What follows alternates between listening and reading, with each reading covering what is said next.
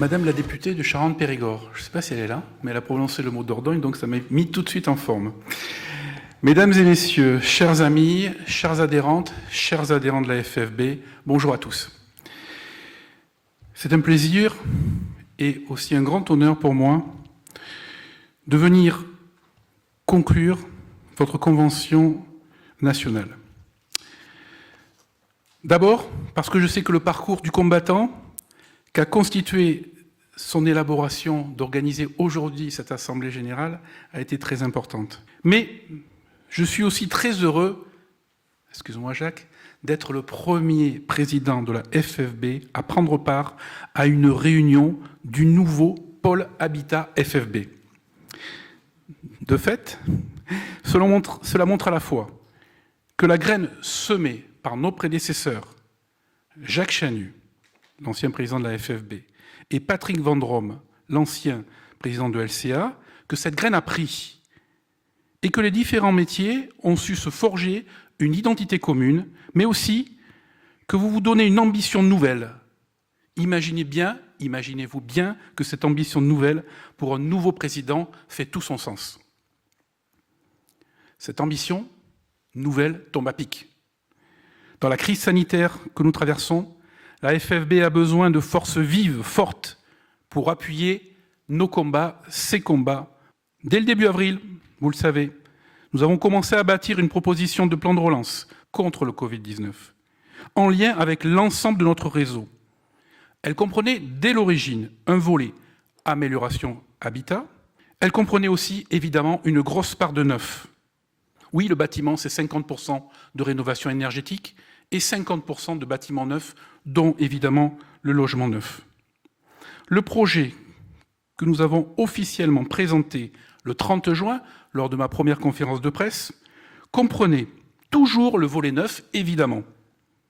Malheureusement, il semble avoir échappé au gouvernement, puisque France Relance a dévoilé début septembre et a ignoré surtout, à peu près complètement, le marché du neuf, et donc du logement neuf.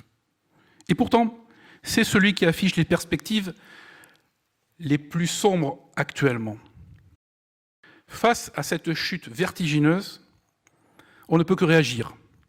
C'est pourquoi j'ai affirmé avec force lors de la conférence de presse de la semaine dernière, et depuis, lors de mes rencontres avec le gouvernement, et dans la presse, et dans les médias, et sur les réseaux, que nous demandons au gouvernement, expressément, un retour au PTZ à 40% sur tout le territoire dès 2021. Une prorogation, un prolongement du Pinel jusqu'à 2022 à minima. Et un assouplissement des recommandations du fameux Haut Comité pour la stabilité financière qui sont en train d'asphyxier, de paralyser notre secteur. Force est de constater que ce message n'a pas été inutile, n'a pas été vain. Puisque Emmanuel Wargon, le lendemain, a réouvert le dossier du neuf. La FFB aura donc besoin de relais pour tenir la distance, pour muscler son jeu, et je compte sur votre union, comme sur chacun d'entre vous en territoire, en région, pour porter le dossier du neuf jusqu'à la fin des débats de la loi de finances 2021, c'est-à-dire pendant la session parlementaire.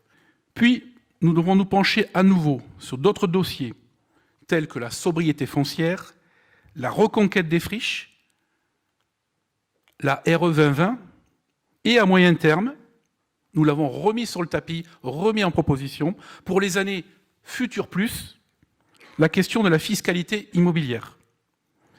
Je suis heureux de vous assurer que la FFB veillera en toute amitié avec vous, chacun d'entre vous, avec votre président Grégory Monod, à ce que son pôle Habitat FFB soit à mes côtés dans les prochains mois, en première ligne, au combat. Enfin, je souhaite vous dire un petit mot sur les états généraux de la construction que la FFB organise le 15 octobre prochain après-midi au CESE, sous forme d'une émission et de plateau télé. Vous verrez, c'est assez original.